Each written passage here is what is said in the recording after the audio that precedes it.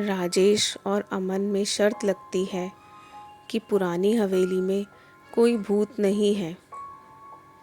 अमन कहता है कि मुझे भूतों पर विश्वास है, परंतु राजेश यह मानने से इनकार करता है।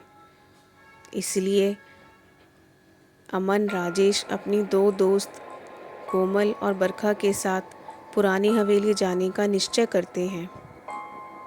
वे बहुत एक्साइटेड होते हैं। अमन को कुछ डर भी लग रहा होता है, परंतु उसके दोस्त कहते हैं, अमन ऐसा कुछ नहीं होता। राजेश कहता है, मैं हूँ तुम्हारे साथ, कुछ नहीं होगा। वे पुरानी हवेली के दरवाजे तक पहुँचते हैं। दरवाज़ा बहुत बड़ा होता है और उसको देखकर प्रतीत होता है कि बहुत सालों से वहाँ कोई नहीं आया। वे थोड़ा डर जाते हैं। राजेश हिम्मत करके गेट खटखटाता है तो सामने से एक बूढ़ा आदमी जिसके हाथ में लालटेन है, वह गेट खोलता है। उसको देखकर उन चारों की जान में जान आती है कि चलो कोई तो मिला। वे चारों उस बूढ़े आदमी से हाथ जोड़कर विनती करते हैं कि उन्हें एक रात वहाँ रुकने दें। वे कहते हैं कि हमारी गाड़ी खराब हो गई है, सवेरा होते ही हम चले जाएंगे। वह आदमी उन्हें एक कमरे की तरफ जाने का इशारा करता है। वे चारों कमरे की तरफ चलने लगते हैं। हवेली बहुत बड़ी होती है। वहाँ किसी राजा की तस्वीर भी थी। इतनी पुरानी हवेली देखकर वे खुश होते हैं और आखिरकार अपने कमरे में बैठकर सोचते हैं कि लोग यूं ही कहते थे कि पुरानी हवेली में कोई चुड़ैल रहती है। यहाँ तो ऐसा कुछ भी नहीं है। तभी अचानक वहाँ की बत्ती चली जाती है। बंद टीवी एकाएक चलने लगता है। अब तो वे चारों घबरा जाते हैं और तुरंत वहाँ से निकलने के लिए भागते हैं। परंतु यह क्या, जिस गेट से वे आए थे अब वहाँ वह गेट नहीं बल्कि दीवार है। वे डर के मारे भागते हैं तो एक बेसमेंट का रास्ता उन्हें नज़र आता है। राजेश कहता है, मुझे लगता है हमें इस रास्ते पर चलना चाहिए, शायद हम बाहर निकल पाएँ।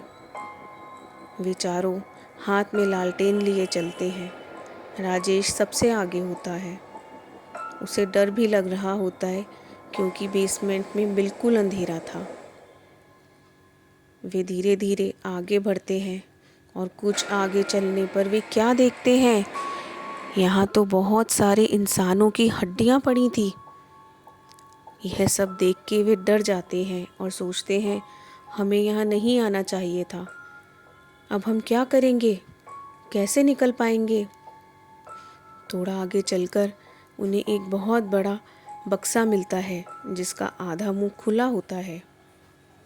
अमन जैसे ही लालटेन लेकर बक्से के पास जाता है, बक्से के अंदर से बहुत ही भयानक चुड़ैल बाहर निकल के आती है। वे चारों डर के मारे चिल्लाने लगते हैं। उन्हें समझ में आ गया था कि आज वे नहीं बच सकते।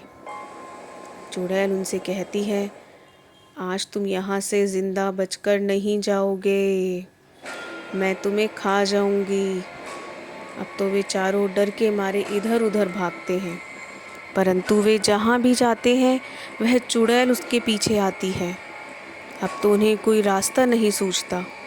तभी वे क्या देखते हैं, वहाँ एक खिड़की थी जिससे बाहर का रास्ता दिख रहा होता है। वे चारों तुरंत खिड़की के रास्ते बाहर निकलने का सोचते हैं और देर ना करते हुए खिड़की से कूद जाते हैं, परंतु वह चुड़ैल वहाँ भी उनका पीछे करते हुए आ जाती है। अब तो वे डर के मारे चिल्लाने लगते हैं कि हम बच के कैसे जाएंगे। लेकिन चाँद की रोशनी जैसे ही चुड़ैल के ऊपर पड़ती है, वह जलने लगती है। वह चिल्लाती है, अरे बचाओ, मुझे बाहर नहीं आना चाहिए था, मैं जल रही हूँ। और जैसे ही वह जल जाती है, वो आदमी भी नष्ट हो जाता है। यह देखकर वे चारों डर जाते हैं। और सोचते हैं कि हम आज के बाद ऐसा कोई ख़तरनाक कार्य नहीं करेंगे, और विश्वास करते हैं कि भूत पिशाच चुड़ैल ये सब होते हैं, और अपनी जान बचाकर वहाँ से तुरंत भाग निकलते हैं। दोस्तों, अगर आपको हमारी ये कहानी अच्छी लगे तो हमारे चैनल को लाइक करें, शेयर करें और सब्सक्राइब करें। हम हर रोज़ ऐसी मज़ेदार कहानियाँ आपके लिए लाते रहेंगे, तो देखते रहिए हमारे साथ टीनी टीवी।